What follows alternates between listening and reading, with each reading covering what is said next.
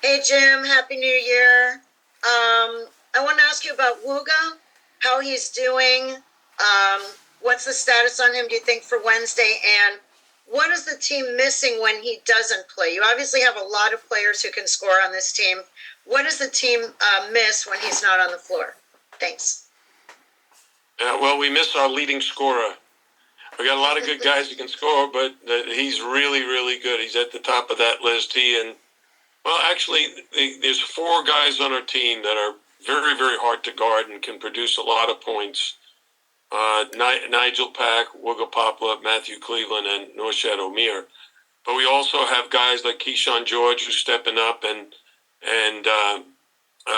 Bensley Joseph, who's very capable of having double figures. So, but we want Wooga back. We're hoping he'll be back by Wednesday, but we won't know that till Wednesday. So it's day to day. It's day to day with him.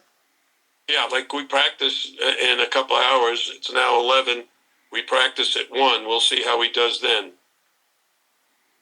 Can I ask one follow up on Keyshawn? A big breakthrough game the other day. You said earlier on that you were hoping for him to be more, aggressive, more this. Can you talk about his evolution the last couple of weeks? Yeah, well, we've been encouraging him. I wouldn't say kicking him in the butt, but he's heard my wrath a few times in the last couple of weeks because I've been waiting very patiently for him to take major steps forward. And in these last games, he has. So hopefully he can keep that up. Thanks. We'll go next to Isabel Charles. Go ahead. Hey, Coach. Just a few days removed from Wake Forest game now. Just what are your thoughts about what was the biggest difference down the stretch, and just what do you want to see from your guys heading into this matchup against Louisville? Well, I would say this. I'm very, very proud of the guys and how hard they fought on the road. A lot of adversity. First playing without our leading scorer, Wiggle Poplar, and then Nigel Pack sprains his ankle. Then Norshad O'Meara sprains an ankle. We got in early foul trouble with Bensley Joseph. And yet we found a way to actually pull ahead and had a chance to win it in regulation. And, sometimes the ball goes in and sometimes it doesn't. So in overtime, we got a quick lead on them. But the most disappointing thing is we didn't rebound the ball the way we needed to in the overtime. They tipped the ball out on 2 occasions right near us, and they out-hustled us for the ball, and that led to another foul and another basket. So we just need to be a little bit more consistent. I think it'll help if we're healthy. But as I said, we're not only dealing now with a ankle sprain by Wooga Poplar, but now we got to deal with it with Nigel Pack and Norshad O'Meara. We'll go next to Brooks Holton. Go ahead, Brooks. Hey, Jim. For Louisville, Brandon Huntley-Hatfield's a big part of what they're doing. I think teams have definitely made him a point of emphasis of the past 2 games and tried to slow him down. I think he's had 12 points between the last 2 games after having 3 straight double-doubles. As you scout them, just, what are some things you can do to try to slow him down and to try to, when this team is so shorthanded, to try to, make the ball go to guys who haven't had as much, much time running the court as others in the team? Well, first of all, I think Louisville is a much improved team from not only a year ago, but even just a month ago. The way they're sharing the ball, the balance in their offense, they're getting some great play inside. They're doing a lot of posting up, a lot of 2-point baskets.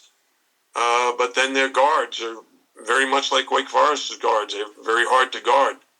So I think Johnson and Sky and Mike James are a very formidable backcourt. They can all handle. They can all shoot it. They can all score it. And I like their team right now. I think they're playing well. I'll go next to David Teal. Jim, how has Norshad refined and improved his game from last season when obviously he had a huge impact?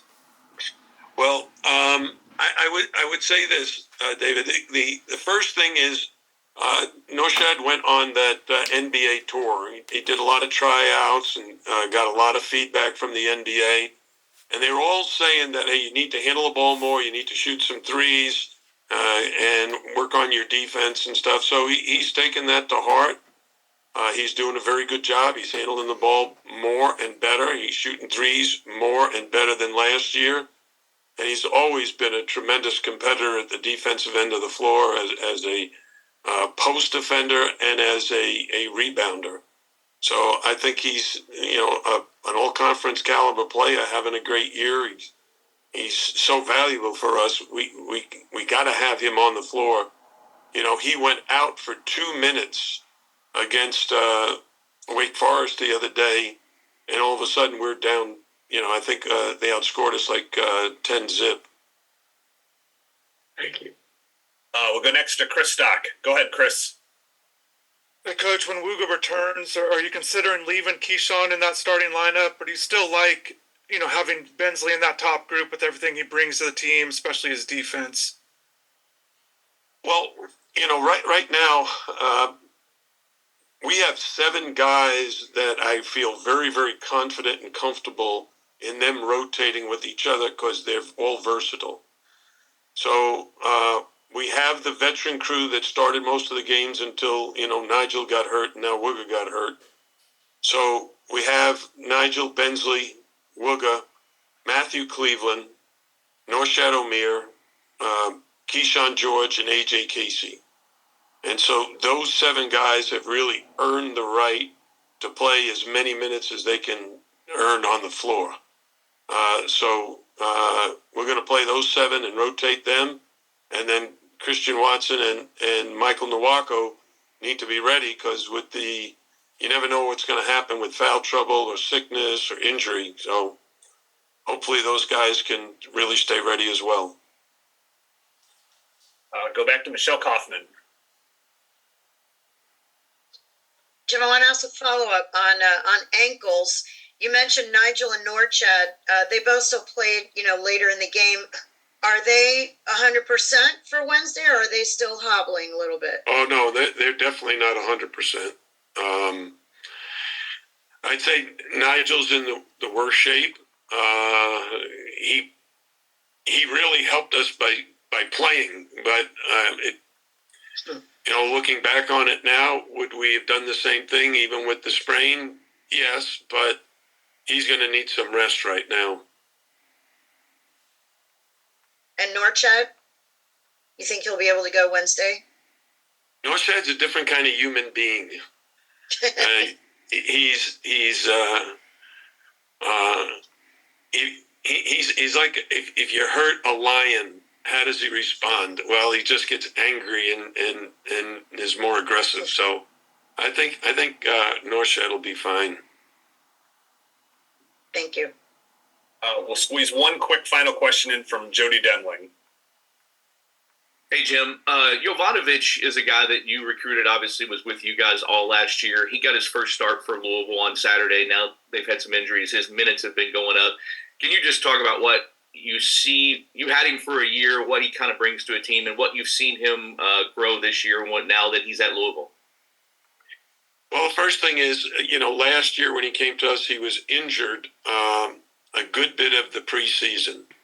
And by the time the season started, he came into me and said, hey, I think I should redshirt. So we confirmed that that's what his family wanted, and so we redshirted him last year. When he finally got healthy, and I'd say 100% healthy, was probably late December, early January, and he practiced and played very well. And he looked like he was going to be able to make a very, very nice contribution. I see, what we saw in high school, the way he played. We see it, him playing for Louisville now. He can transport the ball, move the ball, find the open man. He can hit the open shot. He's good at cutting. He's a good team-oriented player. Thank you. Thanks for the time today. Appreciate it. We'll see you next week.